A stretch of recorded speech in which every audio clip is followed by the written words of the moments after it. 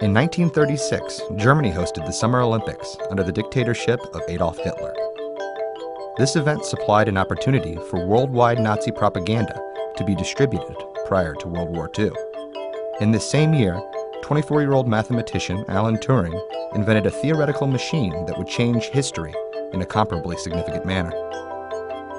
He names it the Turing machine.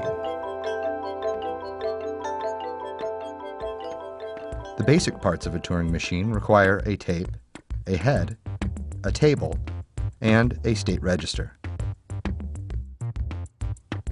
The Turing machine requires an infinite amount of tape where symbols may be written and erased. The head is to read and write symbols. This example reads the information with the camera and writes information with a dry erase marker. This is a table of instructions.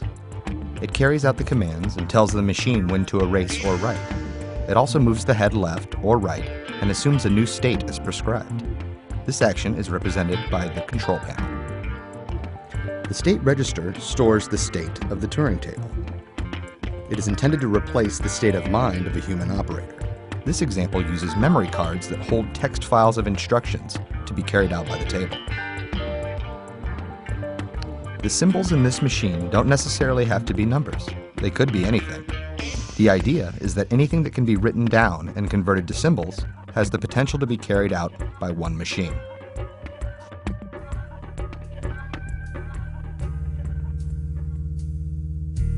September 1st, 1939. Hitler invades Poland, marking the beginning of the Second World War. At the start of the war, Nazi Germany employed a tactic that was virtually impossible to defend against. This attack engaged a complex procedure where German submarines were being guided to their target by encrypted radio instructions. These messages were coded and translated with a highly sophisticated device, the Enigma machine. The Enigma machine can be broken down to its four core functions: the keyboard, the lamp board, rotors, and the plug board. The keyboard is where you type the text you would like to have coded or decoded. The lamp board displays the ciphered text. If I type an X on the keyboard, the lamp board displays an S. For added security, there are 4 rotors that move with every entry of a character. Each of these rotors must be placed in a specified order to be correctly coded or decoded. If the rotors are not in the same place, when I type the X this time, the lamp board shows a G.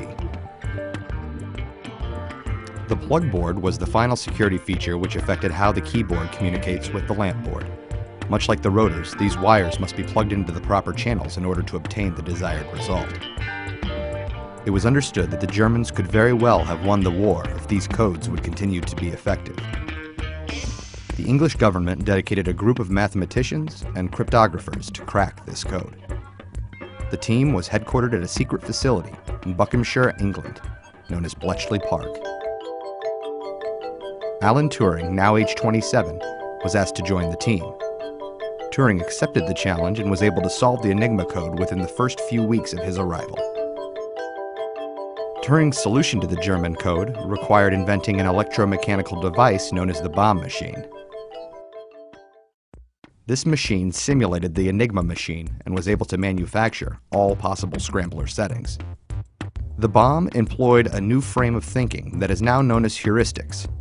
Heuristics is an artificial intelligence term used to cut down the amount of searching required by a machine. It wasn't precise, but was accurate enough to be useful. Operators understood its instability and were encouraged to try settings that were in the vicinity of the base position. It was understood that cracking this code contributed greatly to the Germans' loss in the Second World War. After the war, Turing was able to focus his work on future technologies. He believed intellectual activity consists mainly of various kinds of search. Alan Turing looked at computers as if they were children. Children are able to absorb information, so why not computers? He dreamt of a program where you could type in words, and then the machine would be able to type and print those same words.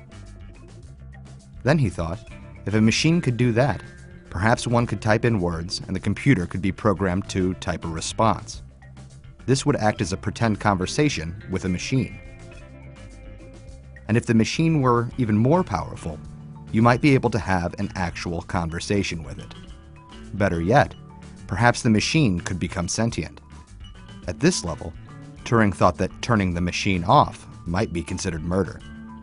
Turing referred to this concept as machine intelligence, which is commonly known today as artificial intelligence. Alan Turing's contributions to society and science have just as much relevance today as they did in his time. The terms Turing compatible and Turing equivalent are still used in present time. Each and every modern computer is considered to be Turing equivalent.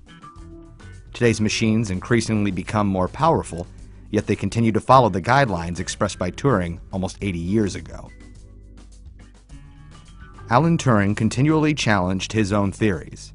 He set forth challenges for himself and, more importantly, for future inventors and scientists. His most famous challenge is known as the Turing test. To this day, it is yet to be matched. An example of the test places a computer in one room and a human in another. The two are then required to communicate with one another. Let's say the human and computer are communicating in a chat room. Turing's test insists that the human believe that they are communicating with another human, not a computer. This experiment must be repeatable and random. Once Turing's desired result is achieved, a computer will have successfully obtained artificial intelligence. Turing not only created challenges for his peers, he was known to challenge himself. He would create examples of equations that could not be solved even by his theoretical machines. This study showed his value for human thinking, but more importantly, Turing was suggesting that these are the very issues that must be resolved before machines can truly think like humans.